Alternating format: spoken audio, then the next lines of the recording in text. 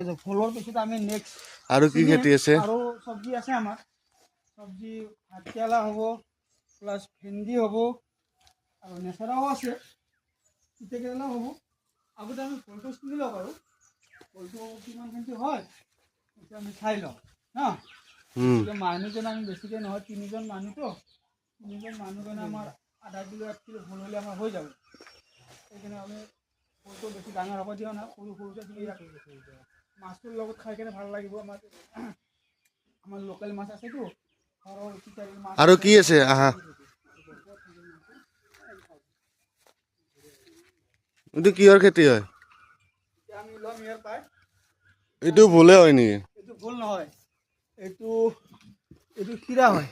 অ, এইটো অসমীয়াত তিয়ঁহ বুলি কয়। কিয় তিয়ঁহ লাগা নাই নেকি? তিয়ঁহটো বেছি লাগা নাই, লাগিছিল। তিয়ঁহটো ক'ত? চাগে পচিল, অলপ জেকা লাগিছেতো।